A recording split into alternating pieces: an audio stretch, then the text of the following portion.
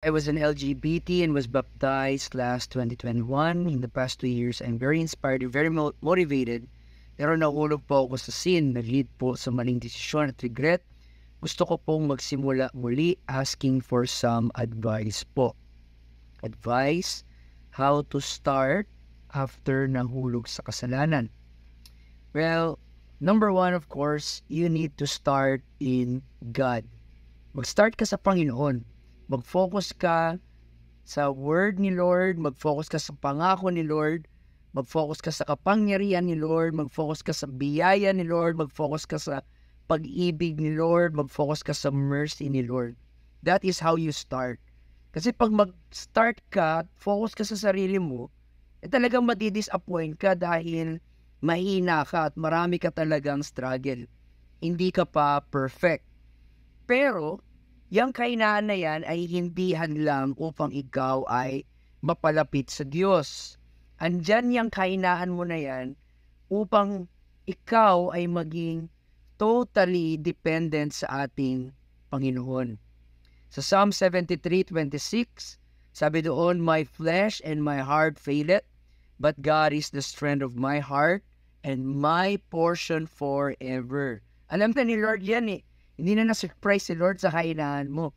Alam na ni Lord na ikaw ay, in the long run ng iyong paglilingkod sa Kanya, babagsak ka at manghihina ka. Hindi na yan surprise sa ating Panginoon. Pero ang tinuturo sa atin ng Bible is, hindi ka malakas dahil sa sarili mong kakayahan. Actually, mahina ka talaga. Mahina talaga tayo. Kaya ka lang naman nagiging malakas dahil ang Panginoon ang ating kalakasan. So, mag-focus ka kay Lord. Huwag ka mag-focus sa sarili mo. Huwag ka magwalong sa self-pity mo na ganito lang ako, ganito kasi ako, ganito ang nagawa ko. Pag naka-focus ka sa sarili mo, makaka-disappoint talaga. Pero kung mag-focus ka sa kakayanan ng Diyos, sa pangako ng Diyos, sa kabutihan ng Diyos, magkakaroon ng paradigm shift. Okay? Pangalawa is embrace godly sorrow. 2 Corinthians 7:10, for godly sorrow worketh repentance to salvation, not to be repented of, but the sorrow of the world worketh death. So minsan pag tayo po ay nagkasala, sinasabi natin, Pastor, nalulungkot ako, nahihiya ako, nagigilty ako sa mga ginagawa ko. Dapat lang. Dapat ka lang talagang malungkot, mga kapatid. Dapat ka lang talagang mag-guilty at makaramdam ng sense of shame. Bakit? Kung hindi mo na nararamdaman yan, ako, nakakatakot, baka ikaw ay reprobate na, kapatid. So, yakapin mo yung kalungkutan na yan, no? At hindi mo nararamdaman yan to depress you or to destroy you. Pero ginagamit ni Lord yung sorrow na yan bilang catalyst na ikaw ay mas lumapit sa trono ng biyaya. So, yung guilt na yan ay gift ni Lord. Hindi para tayo ay lumayo sa Kanya, kundi ginagamit ni Lord yan para tayo ay mas lumapit sa Kanya.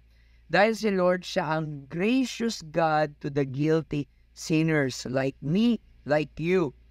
So huwag kang maging hypocrite, no? Repent and be honest and yakapin mo yung kahiyan, yung kalungkutan, at dahil sa kalungkutan na yan, mas lalo kang lumapit sa Diyos at sinabi, Lord, have mercy upon me, I am a sinner. So, kailangan yan. Kailangan mo maramdaman yung godly sorrow na yan. Number 3, be accountable to the consequence of your sins. Tanggapin mo na at some point, meron talagang mapait na bunga ang ating mga kasalanan, no? Hindi yan para i-condemn ka, kundi yan ay para matuto tayo na wag nang gagawin ulit. Bakit? Natikman na natin yung mapait na bunga nito. So, yan yung tinatawag sa Bible na chastisement or discipline ng Diyos. Masakit yan, oo. Mahirap, yes.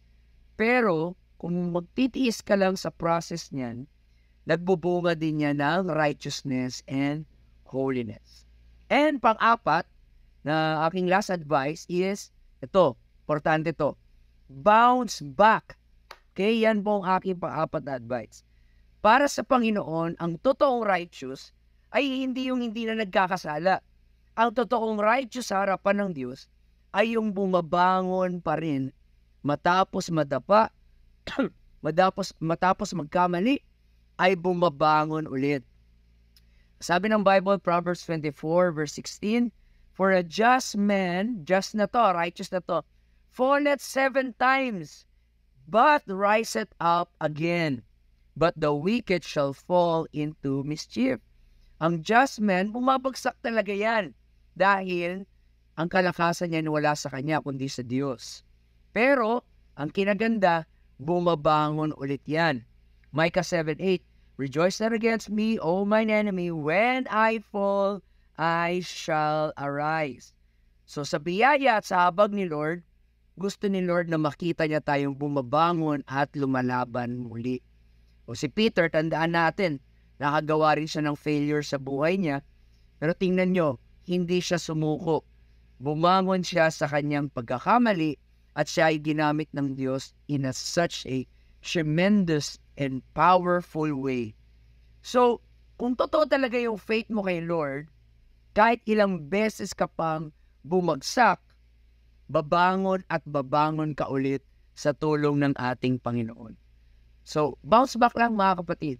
Hayaan mo yung sasabihin ng mga tao sa iyo. Ang focus mo ay maluwalhati mo ang Diyos. At naluluwalhati ang Diyos pag bumabangon ka muli after ng iyong failures and mistakes. Okay? So, Godspeed.